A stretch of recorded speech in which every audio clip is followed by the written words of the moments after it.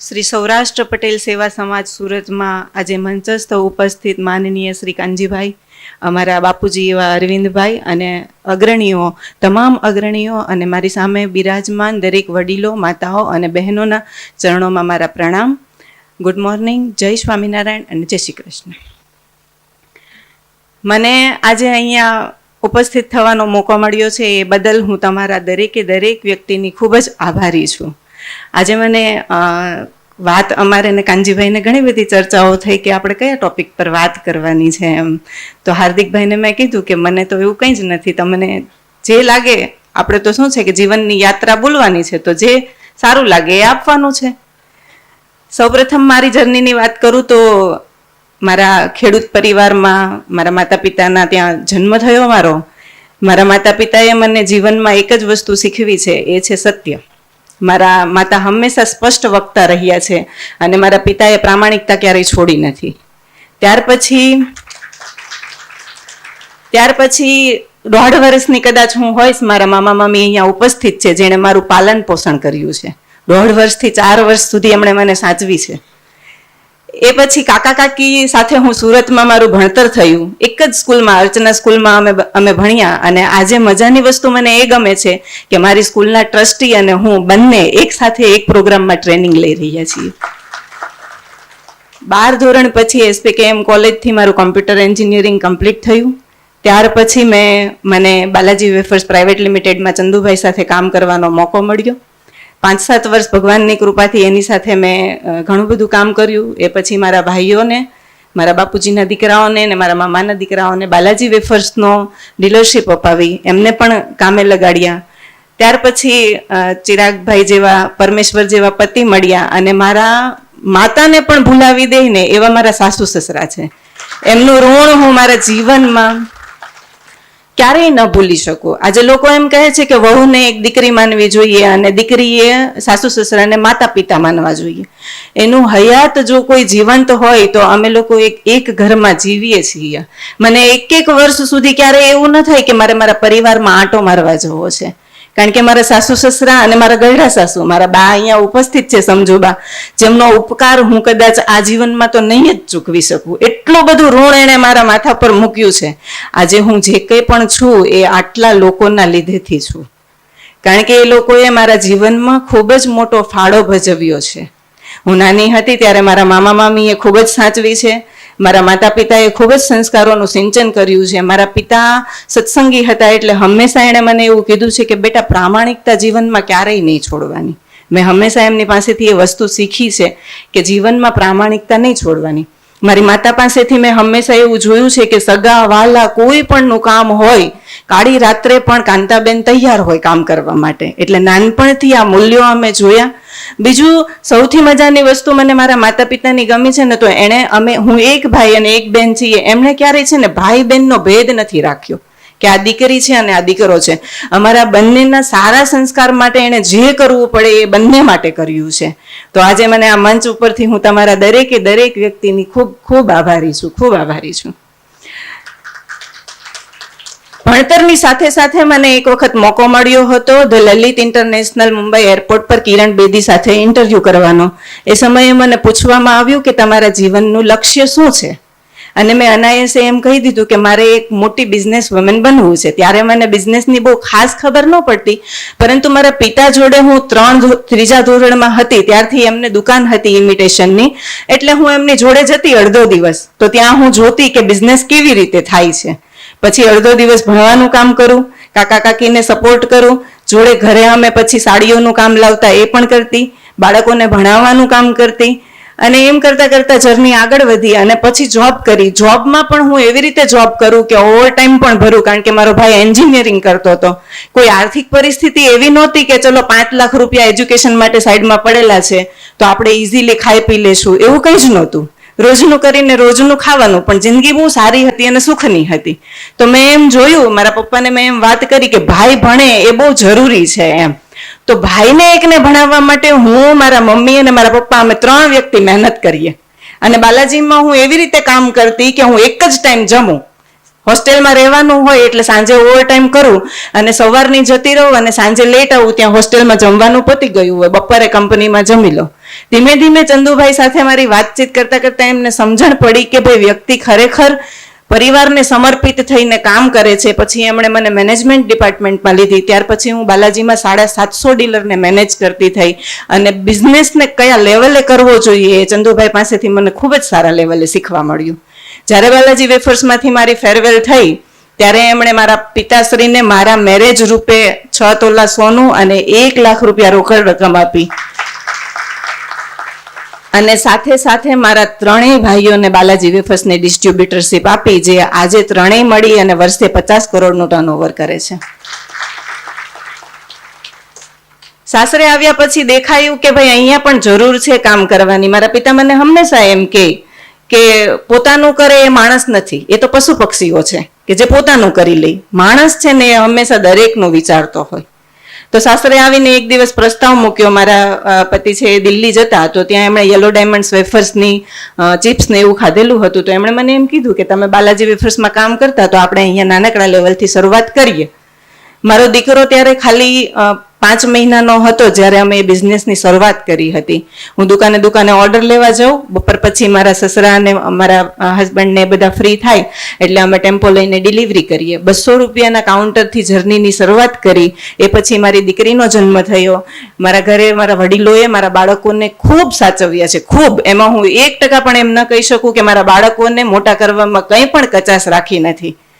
અહીંયા મારા બેઠેલા વડીલોની આંખોમાં આંસુ છે. હું સમજી શકું છું તમારી પીડા અત્યારે શું છે એ આપણે એમની પણ વાત કરીશું. પણ મારા વડીલોએ મને ખૂબ જ મારા જીવનમાં ખૂબ જ યોગદાન આપ્યું છે. આજે પ્યોર ફૂડ્સ પ્રાઇવેટ લિમિટેડના ડિરેક્ટર તરીકે અમે કોલ્ડ ડ્રિંક્સ મેન્યુફેક્ચરિંગ કરીએ છીએ. એમાં જો કોઈનું યોગદાન હોય તો એ મારા પરિવારનો સાથ અને સપોર્ટ છે. હું એક દુકાને જઈને માલ વેચી શકતી શાંતિથી, કારણ કે ઘરે મારા બાળકને રાખવા માટે મારા વડીલોની છત્રછાયા હતી. કોઈ વ્યક્તિ જો એમ ધારે કે એકલું કંઈ થઈ શકે છે તો એકલતાથી કંઈ જ થતું નથી. અહીંયા બેઠેલા દરેક લોકો મારા પિતા સમાન છે. પરંતુ યુવા પેઢીને મારે ખાસ કહેવું છે કે અમેરિકામાં હમણાં એક સર્વે થયો. એ સર્વેમાં એવું થયું કે 90% કેસનું કારણ સાસુ સસરા છે. સાસુ સસરા સાથે ઝઘડાઓ થાય છે. કેમ? દરેક વ્યક્તિને એવું માને કે મારે દીકરો રામ જેવો જોઈએ અને વહુ સીતા જેવી જોઈએ, બરાબર? પરંતુ ક્યારે એમ કેમ ન વિચારી શકીએ કે દીકરી સીતા જેવી બને એમ? અને મારો જમાઈ છે એ રામ જેવો બને એવું કેમ ન વિચારી શકીએ આપણે? આજના સમયમાં ટેકનોલોજી એટલી બધી આગળ વધી ગઈ ને, તો આપણે બધું જ મેળવી લીધું. સુખ સુવિધાઓ બધી જ મેળવી લીધી. 5,000 કમાતા હતા ત્યારે એવું થયું 50,000 કમાશું તો સુખી થઈ જશું. 50,000 કમાતા થયા તેમ થયું 5 લાખ કમાશું તો સુખી થઈ જશું. પરંતુ સુખનું કોઈ સર્ટિફિકેટ નથી. પૈસા છે એ એકમાત્ર સાધન છે પરિવારની જરૂરિયાતો પૂરી કરવા માટેનું. સાચું સુખ ક્યાં છે? સુખનું સર્ટિફિકેટ કેવું હોય અને સુખ હોય ક્યાં? આજે મારે તમને વાત કરવી છે સ્વથી સુખની યાત્રા થાય. મારા જીવનમાં પણ ઘણા બધા ઉતાર ચઢાવ આવ્યા છે. કોઈ એવું નહોતું કે મને કોઈએ ટેકન ફોર ગ્રાન્ટેડ આપી દીધું હોય કે લે 50 લાખ રૂપિયા ધંધો કર, લે 50,000 રૂપિયા ભણી લે. અને મજાની વસ્તુ, હું જ્યારે ભણતી ને ત્યારે મારો એક જ ધ્યેય હતો કે મારી સ્કૂલની ફી ન ભરવી પડે ને એવી રીતે મારે ભણવું છે. નાનપણથી જ મારો એવો લક્ષ્ય હતો.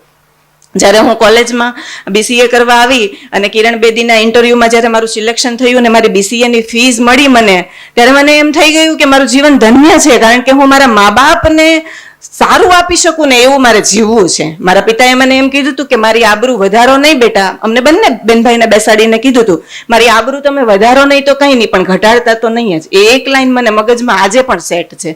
અને હું આ મંચ ઉપરથી તમને પપ્પા પ્રોમિસ આપું છું કે એ જીવનભર નહીં થાય ક્યારેય, કે તમારી આબરૂ ઘટે એવું કાર્ય નહીં થાય ક્યારેય. તો સ્વથી સુખની યાત્રા કેવી હોય? મનુષ્ય તરીકે આપણે જીવન કેવું જીવવું જોઈએ? હું નાના મોઢે મોટી વાત કરવા જઈ રહી છું, પરંતુ મારે આજની યુવા પેઢીને આ સંદેશ ખાસ આપવો છે. આજકાલ લોકોને સાસુ સસરા નથી ગમતા. અમેરિકન સર્વે પ્રમાણે એવું થયું કે વ્યક્તિને સાસુ સસરા નથી જોઈતા, નથી ગમતા. કેમ નથી ગમતા? કારણ કે એ આપણને પૂછે છે, એ ઘરના બંધારણમાં આપણને જીવવાનું કહે છે. હવે અહીંયા બેઠેલા વડીલો તો જીવી ગયા 50-60 વર્ષ, એટલે તમારી જિંદગી તો પૂરી થઈ ગઈ, બરાબર? એમ સમજીએ કે તમારે જે જીવવાનું હતું, જે સમજવાનું હતું એ સમજી લીધું. અમારી પેઢીએ તો હજુ શરૂઆત કરી છે. અને મારા કાનજીભાઈ સાથે વાત થઈ હતી કે તમારી પેઢી છે ને એ બહુ પીડાય છે. કેમ? કારણ કે જે તે સમયે તમારા પિતાનું કહ્યું તમારે કરવું પડતું હતું. અત્યારે અમારે જેવી મોડર્ન વહુ આવી એનાથી ડરીને રહેવાનું, એટલે તમારી ફ્રીડમ છીનવાઈ ગઈ. આવું જ થયું ને. કારણ કે જે માતા પિતાએ દીકરાને ડોક્ટર બનાવ્યો, એન્જિનિયર બનાવ્યો, એન્ટરપ્રિન્યોર બનાવ્યો, કેટલી બધી મહેનત કરી હશે ત્યારે એ દીકરો બન્યો હશે. અને મજાની વસ્તુ કે વ્યાજે પૈસા લઈને પણ લગ્ન કર્યા હશે કે મારા દીકરાના લગ્ન છે ને એમાં કઈ કચાશ ન રહેવી જોઈએ. અને એ વહુ આવીને એમ કે your mom and dad is not perfect for me. હે ને? તો એ કેટલી દુઃખની વાત છે. પરંતુ હું તમને એમ કહેવા માંગુ છું કે સુખ છે ને એ પૈસામાં નથી. સાચું સુખ છે એ સમજણમાં છે. સાચું સુખ છે એ સેવામાં છે. અને સાચું સુખ છે એ સમર્પણમાં છે. સમર્પણ કેવું? તો કે પરિવારને સમર્પિત થઈને જીવવાનું. આપણી ભૂલ હોય, આજે હું યંગ છું તો મારી ભૂલ હોય તો મારા સાસુ સસરાને કહેવાનો હક છે. મારા ગઢા સાસુ મને કહે કે બેટા દીકરા કે દીકરી બીમાર છે તો એને હળદર વાળું દૂધ પાઈ દઈએ તો સારું થઈ જાય, મોટા હોસ્પિટલે લઈ જવાની જરૂર નથી. તો મારે એ સમજવું પડે કે સાચી જ વાત કરે છે. વધારાની લાઇટો ચાલુ હોય તો એ બંધ કરી દે તો એ મારે સમજવું જ રહ્યું કે મારા માટે જ છે ને, કારણ કે લાઇટ બિલ તો મારે જ ભરવાનું છે અંતે. એમને તો એમની જિંદગી જીવી ગયા અને ખેતરમાં જે હતું એમાં એને મજા કરી લીધી છે. અત્યારે શોખ એવા બધા થઈ ગયા કે 50,000 લાખ કમાઈએ તો પૂરું નથી થતું. કેમ? કારણ કે શોખ ઊંચા થઈ ગયા. આસોપાલવની સાડી જોઈએ, BMW ગાડી જોઈએ, 4 બેડ હોલ કિચનનો મકાન જોઈએ. પરંતુ એમ છતાં પણ એમાં સુખ તો મળતું નથી. 5 લાખ કમાઈએ છીએ પણ સુખ તો છે નહીં. રાત્રે ઊંઘની ગોળી લેવી પડે. દીકરો કે વહુ શું કરી રહ્યા છે એ ખબર નથી. માતા પિતા ક્યાં પીડાઈ રહ્યા છે એ ખબર નથી. માતા પિતાને શું જોઈએ છે એ પણ ખબર નથી આજની પેઢીને. કેમ? કારણ કે એ એમ વિચારે છે હમ દો હમારે દો, કામ પૂરું. એટલે એમ હોત તો તમે આજે ડોક્ટર, એન્જિનિયર, વકીલ ન બન્યા હોતે. આજની યુવા પેઢીએ ખાસ વિચારવા જેવું છે ને પાછું વળવા જેવું છે કે જેમણે મા બાપની આંતરડી ઠારી છે, જેમણે પરિવારને સાચવ્યા છે ને, કુદરતે એમને ઓટોમેટિક આપ્યું છે. એમનું જીવતું જાગતું ઉદાહરણ અમે પોતે છીએ. જે માતા પિતાની આંતરડીઓ ઠરી છે ને એમની પાસે 1 પણ રૂપિયો નહોતો ને તો પણ બિઝનેસમાં એ લોકો સફળ થયા છે. મારા સીએ અહીંયા સાક્ષીમાં છે. એ લોકો અમારી બેલેન્સ શીટ બનાવે છે. અમે વર્ષે જે લેવલે બિઝનેસ કરીએ છીએ અમારી પાસે કોઈ એવી પેઢી દર પેઢી ચાલતો ધંધો નહોતો, પરંતુ ઈશ્વરની કૃપા અને અહીંયા બેઠેલા વડીલોના અંતરથી એટલા બધા આશીર્વાદ નીકળે છે ને કે અમે જે બોલીએ ને એ ધંધામાં થાય છે. અમે એમ વિચારીએ કે આ મહિને કરોડનું ટર્નઓવર કરવું છે, આ મહિને 1.5 કરોડનું કરવું છે, થાય છે. કેમ? કારણ કે ઘરે બેઠેલા વડીલો મારા આશીર્વાદ આપી રહ્યા છે. અમે એની અંતરની આત્માને ઠારીએ છીએ. તો સ્વથી સુખની યાત્રા એવી રીતે થાય કે ભગવાને આપણને જન્મ આપ્યો છે, આપણી અંદર એક આત્મા પૂરી છે. એ ચેતનાને સમજવી પડે કે હું અહીંયા શા માટે છું. તો હું અહીંયા સેવા કરવા માટે, સમાજ માટે અને સમર્પિત થવા માટે છું. મને ઘડી એક વાતનો વિચાર આવે કે આપણે લોકો અત્યારે ભજન સાંભળીએ છીએ કે વીજળીના ચમકારે મોતીડા પરોવે પાનબાઈ. હે? ગંગા સતી એમ કે માન છોડીને આવો મેદાને તમે. એમ આપણને કેટલું બધું માન સન્માન, પેલા એ મને આમ કહી દીધું, પેલી એ મને આમ કહી દીધું, એ દુઃખમાં જીવનભર જીવીએ છીએ. સામેવાળાને ખબર નથી હોતું. અને બિચારી સાસુનો તો એટલો મરો થઈ ગયો છે ને કે એને એક લાઈન બોલી હોય તો વહુએ એમના હસબન્ડને કહી દીધું હોય એટલે દીકરાને કહી દીધું હોય. એ દીકરો આખો દિવસ બિઝનેસમાં એ રીતે ચાલે, પછી ઘરે આવીને એ બધો તાંડવ થાય. બિચારા સાસુને મનમાં ન હોય કે મેં આવું કઈ બોલ્યું છે એમ. આ બધી રચનાઓ થાય છે અને પરિવાર કેટલા વિખૂટા પડે છે. તો એકલા હોવા છતાં પણ સુખ નથી, પ્રોપર્ટી હોવા છતાં પણ સુખ નથી, પૈસો છે એમ છતાં પણ સુખ નથી. કેમ? કારણ કે સમજ નથી. માન સન્માન, અપેક્ષાઓ, તુલના, આવું બધું ચાલી રહ્યું છે. તો સાચું મનુષ્ય જીવન એ છે કે હું કેટલા લોકોની સેવા કરી શકું નિસ્વાર્થ ભાવે. મને એમાં કઈ મળે ન મળે એ વિચારવાની વાત પછી છે, પરંતુ કુદરતે મને આટલું સરસ મનુષ્ય જીવન આપ્યું છે તો હું 5 લોકોને ઉપયોગી થઈને તો જાઉં. અમે એક વુમેન્સ વિંગ ચલાવીએ છીએ કે જેમાં હું મહિલાઓને ટ્રેનિંગ આપું અને મારું પોતાનું વિઝન છે કે મહિલા છે ને સંસ્કાર સાથે આત્મનિર્ભર બને. આત્મનિર્ભર તો બની ગઈ પરંતુ સંસ્કારોને નેવે મૂકી દીધા. તો કેવી મહિલા આત્મનિર્ભર બનવી જોઈએ? સંસ્કારો સાથે. એની અંદર કેવા સંસ્કાર હોવા જોઈએ? માતા પિતા, સાસુ સસરા, સગા સંબંધીઓની સેવા કરે. કેવી રીતે સેવા કરે? કે જ્યાં જેને જરૂરિયાત છે ત્યાં ઉભા રહે. પહેલાના સમયમાં સુવાવડો આવતી તો હોસ્પિટલે આપણા બા છે કે આપણી મમ્મી લોકો છે કે ઘરે 5 ગેસ્ટ આવતા તો એમને ગમતું. અત્યારે એ ધીમે ધીમે દૂર થતું જાય છે. તો આ સંસ્કાર પૂરવા પડશે ને કે સગા સંબંધીઓ પરિવારની જરૂર છે, અને જેમને જરૂર છે એમની સેવા કરવી પણ આપણો ધર્મ છે. ભગવાન આજથી 5000 વર્ષ પહેલા કહી ગયા કે વસુદેવ કુટુંબકમ, આખું વિશ્વ છે એ આપણું કુટુંબ છે. અત્યારે તો એવું થઈ ગયું કે હમ દો ને હમારે દો, આટલું જ કુટુંબ છે, ને એમાંય સુખ નથી. મજાની વસ્તુ એ કે એમાંય સુખ નથી રહ્યું. તો સાચી મજા ક્યાં છે? તો કે સાચી મજા એ છે કે મારા પરિવારના દરેક વ્યક્તિને એક તાંતણે બાંધીને રાખવું. મારા ઘરના વડીલોને હું હંમેશા પૂછ્યા કરું કે આપણે શું કરવું છે, કેમ કરવું છે. અમારા બાને અમે પૂછીએ કે બા આપણે આ ધંધો ચાલુ કરવાનો છે કે કોઈ પણ આ વસ્તુ કામ કરવાનું છે તો ક્યારે કરીએ? તો બા એમ કહે કે ભાઈ આ મુહૂર્તે કરજો. એમને પૂછીને ન કર્યું હોતે તો એ કઈ ફરક નહોતો પડવાનો, પરંતુ એમને પૂછ્યું એમને પૂછ્યું તો એમને એવું લાગ્યું ને કે મારી ગણના થઈ રહી છે. તો જે વ્યક્તિએ મોટા કર્યા છે એમની ગણના જરૂરી છે. પછી વાત આવે પરિવાર પછી સમાજની, કે જે સમાજમાં જે ધરતી ઉપર આપણે મોટા થયા છીએ એમને કંઈક આપીને જઈએ. તો અમે 100 વુમેનને બિઝનેસ, આજે એવી સ્ત્રીઓ બિઝનેસ કરી રહી છે કે જેના બિઝનેસની બીની નહોતી ખબર, આજે 50,000 લાખ રૂપિયા કમાય છે અને એક રૂપિયો ઘરને સમર્પિત કરે છે. તો કદાચ અત્યારે ભગવાન મને લેવા આવે ને તો મારું જીવન ધન્ય છે. કેમ? કારણ કે મેં કોઈકના માટે કંઈક મૂકીને ગયું છે. તો જીવન કેવું હોવું જોઈએ કે આપણે કોઈકના માટે કંઈક મૂકીને જઈએ આપણે. અને મજાની વસ્તુ એ છે કે અમે એવી રીતે કામ કરીએ કે એમની પાસેથી 1 પણ રૂપિયો લેવાનો નહીં. એમને નથી આવડતું, બધું શીખવવાનું, સપોર્ટ કરવાનું, પરંતુ એમની પાસેથી 1 પણ રૂપિયો આપણે લેવાનો નહીં. આવી રીતે સેવા કરવાની. અને સમર્પણ કોને કહેવાય? કે સમર્પણ એને કહેવાય કે મારી અંદર બેઠેલો આત્મા છે એ મને એમ કહે છે કે સમર્પિત થઈને જીવન જીવવાનું. કેવું સમર્પિત થવાનું? કોઈ મારા વિશે શું બોલે છે, કોઈએ મને માન આપ્યું, સન્માન આપ્યું, આ બધી જ વસ્તુ સાઈડમાં છોડી અને મનુષ્ય તરીકે મારો ધર્મ શું છે એ ધર્મ હું નિરંતર નિભાવ્યા કરું. નિરંતર. મારા સસરાને એ લોકો 3 ભાઈઓ છે. આજ સુધી મેં ક્યારેય વિચાર્યું નથી કે મારા દીકરાના ભાગમાં શું આવશે. Never ever. અને મારા પતિ જોડે ક્યારેય ચર્ચા નથી કરી કે મારા નિવાનના ભાગમાં શું આવશે. કેમ? કારણ કે ભગવાને કીધું છે સંતતિ સારી હશે તો તમારું ભેગું કરેલું એને જોઈતું નથી, સંતતિ સારી નહીં હોય તો તમારું ભેગું કરેલું રહેવા નહીં દે. તો એ નાહકની ચર્ચા કરવામાં સમય બગાડવો એના કરતા બેટર છે કે આ મનુષ્ય જીવનનું વધારે ને વધારે સારા લેવલે ઉપયોગ કરી શકીએ. ત્યાં કેવી રીતે વાપરીએ? રોજ બિઝનેસમાં એવું શું કરીએ કે જેના લીધેથી મારે ત્યાં કામ કરતા 50 લોકોના ઘરે રોજી રોટી એજ્યુકેશન સારા લેવલે મળે.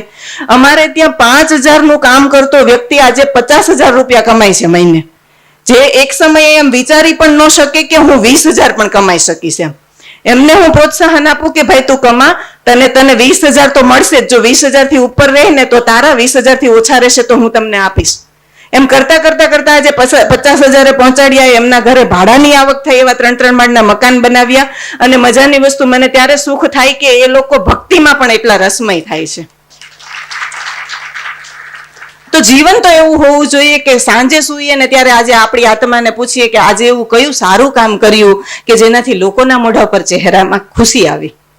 મને સુખ જોઈતું હોય કે મને દુઃખ જોઈતું હોય તો મને એમ લાગે છે કે સામેવાળો મને સુખી કે દુઃખી કરે છે. નહીં, ખોટી વાત છે. હું સુખી કે દુઃખી મારી જાતે થાઉં છું, મારા વિચારોથી થાઉં છું, મારા કાર્યોથી થાઉં છું. મને સુખી કે દુઃખી કોઈ કરતું નથી. અને હું હર હંમેશા એક વાત કહું, મારા મામા મને એ વાત યાદ કરાવે, બેટા સતી સીતાને શું દુઃખ પડેલું હતું. અને મીરાબાઈ જેટલું દુઃખ તો આજે આપણા જીવનમાં છે નહીં. મીરાબાઈ તો રાજપાટમાં હતા તો પણ એને કેટલું બધું દુઃખ હતું. આપણને તો નાની નાની વાતમાં એમ લાગે છે કે બહુ દુઃખી થઈ ગયા, બહુ દુઃખી થઈ ગયા. કારણ કે ફોકસ દુઃખ બાજુ છે ને, ફોકસ પ્રોબ્લેમ ઉપર વધારે છે, સોલ્યુશન ઉપર નથી. કારણ કે આત્મચિંતન ક્યારેય કરતા જ નથી બેસીને કે આપણી આવતી પેઢીને આપણે શું આપી રહ્યા છીએ. સાધનોમાં સુખ ગોતીએ છીએ કે જેટલા સાધનો છે એમાંથી સુખ મળે. તો ગાડી લીધી, બંગલો લીધો, લાડી લીધી, લાડીને ઘરેણાથી સજાવી, એથી કામ નહોતું ચાલતું તો ભાડાની આવકો કરી, એથી કામ નહોતું ચાલતું તો મોટા મોટા બિઝનેસ કર્યા. બિઝનેસ કરવા જ જોઈએ, હું એમ નથી કહેતી ન કરવા જોઈએ, પણ આ બધું કરતા કરતા તો સુખ તો તોય જ ન મળ્યું. તોય જ વ્યક્તિ પોતાની જાતને ગોતતો જ રહ્યો કે હું ક્યાં છું આમાં. કેમ? કારણ કે પરિવારની ભાવનાઓ તૂટતી ગઈ. વ્યક્તિ પોતાની અંદર બેઠેલા ઈશ્વરને ઓળખી નથી શકતો કે મારો જન્મ શા માટે છે, મારે અહીંયા આવીને કરવાનું શું છે. આ દુનિયામાં રહેલા દરેક વ્યક્તિની વાત તો છોડો, પણ પરિવારમાં રહેલા વ્યક્તિને તો હું પહેલા સુખી કરું કે મારા લીધેથી એ દરેક વ્યક્તિ સુખી થાય એવું કાર્ય હું કરું. મને એક વસ્તુ મારા 35 વર્ષના જીવનનો નિચોડ છે કે જો હું તન તોડ એવો વિચાર કરું કે મારે આ મેળવવું છે અને એની પાછળ મારી અપેક્ષાઓ અગર સત્ય સાથે જોડાયેલી હોય તો ઈશ્વર આપે છે ને આપે જ છે. કેમ આપણે ત્યાં કામ કરતું ખાલી સર્વન્ટ હોય એ બહુ પ્રામાણિકતાથી કામ કરતું હોય તો આપણને એમ થાય 500 રૂપિયા એને વધારે આપીએ. આપણે એનો રેકોર્ડ રાખીએ છીએ ને, આપણા માલિક એ છે, બરાબર? તો આપણા પણ માલિક છે કોઈક, એ પણ આપણો રેકોર્ડ રાખી રહ્યું છે કે આની અંદરની નીતિ કેવી છે, એ કેવી રીતે કામ કરી રહ્યું છે, એવું આપણને મળે છે. અને મજાની વસ્તુ એવી છે કે મારે મારા મા બાપને સાસુ સસરાને સાચવવા નથી અને હું એવું ઈચ્છું છું કે મારો બાળક મોટો થઈને ડોક્ટર એન્જિનિયર બને અને મારી સેવા કરે. આ પોસિબલ છે ખરું? નથી પોસિબલ. આ પહેલા જેવું છે કે જેવી થાળી હશે એ થાળીમાં તમે જેટલું પીરસશો એટલું એ ખાશે. તો જીવન પણ એક થાળીનું પીરસાઈ જ રહ્યું છે. હું નિત્ય જેવું જીવન જીવીશ એવું મારા બાળકો જોઈ રહ્યા છે. તો આજના યુવાધનને મારો ખાસ સંદેશ છે કે જીવનને નીતિ અને મૂલ્યો સાથે જીવો. સેવા અને સંસ્કારને ક્યારેય ન છોડો. જીવનમાં બધું જ મળી જશે પણ શાંતિ અને સુખ છે ને એ તમારા પોતાના આચરણથી જ મળશે. અને એ આચરણ સૌથી મોટું તમારા પરિવારની સેવા, સંસ્કાર અને મૂલ્યો દ્વારા જ ઘડાશે. માતા પિતા અને સાસુ સસરા તમને કહેશે, કોઈને કહેવા નહીં દે. અસ્તુ. આભાર.